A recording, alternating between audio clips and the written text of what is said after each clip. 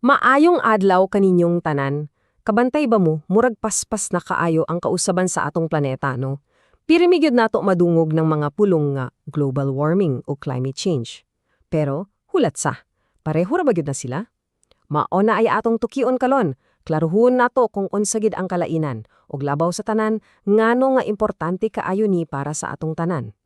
Okay, so mauni ang pangutana. Global warming, climate change, unsa man jud ang kalainan. Kay di ba sagad kaayo ni gamiton nga murag parehas ra ang pasabot. Pero sa tinuod lang na ay dako nga kalaihan. So ato ning bungkagon karon para masabtan jud nato og tarong. Sige, unahon nato og define. Pag-init kontra pagbago sa klima. Atong sayuron kung unsa gyud ang ilang gipasabot. Magsugot ta sa pinakasimple. Okay, tanawa ra ninyo. Ang global warming, simple ra kaayo. Mauna ang pagtaas sa average nga temperatura sa tibuok kalibutan.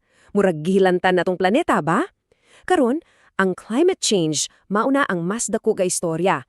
Mauna ang tanang resulta anang hilanat, sama sa pagkusog sa mga bagyo, pag-usab sa pattern sa ulan, ug uban pa. So para masayon, ang global warming maoy hinungdan, ang climate change maoy epekto. Pero, ngano man yun nag-init atong planeta? Well, ang tubag ana kay tungod sa gitawag nato nga greenhouse effect.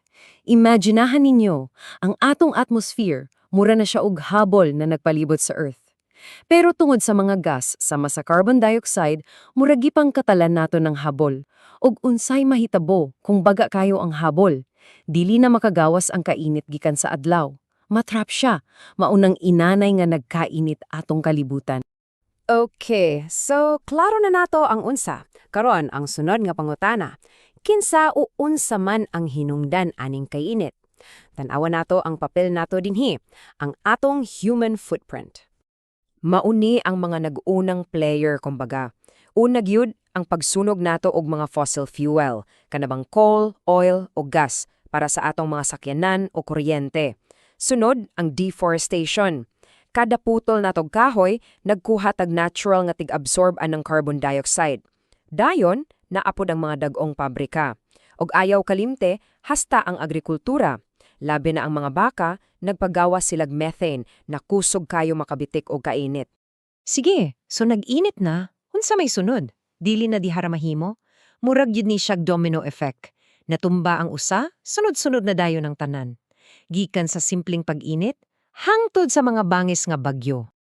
Tan-awa ra ni nga sequence. Simple ra kaayo. Step 1, musaka ang temperatura.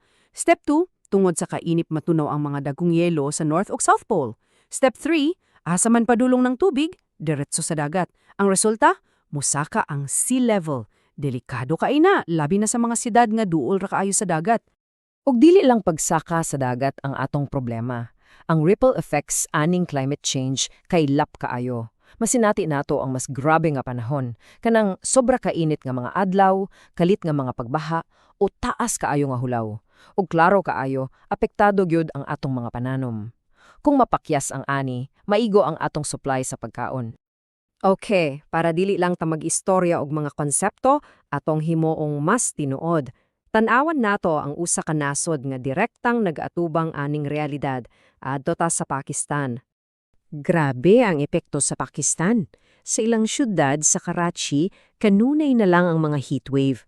Nag-atubang sila og grabeng kakulangan sa tubig. Samantalang sa laing bahay, taas kaayo ang risko sa mga pagbaha. Ug didto sa ilang kabukuran sa norte, kusog kaayo ang pagkatunaw sa mga glacier. Dili ni pangsine ha, tinuod ni nga nahitabo sila karon mismo. Ug maoni ang makapabalaka nakamatuuran.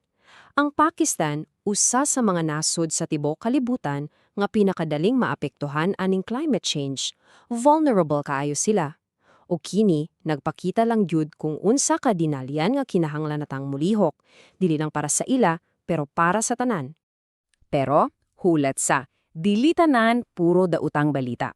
Ang maayong balita kay naatay mahimo, naay mga solusyon. So tan-awon nato karon kung unsa ang mga lakang gikan sa mga daghong gobyerno hangtod sa matag usa ka ato. So, unsa may gibuhat sa mga gobyerno? Sa global level, naa ang Paris Agreement, usa ka dakong kasabutan aron ubusan ang emissions.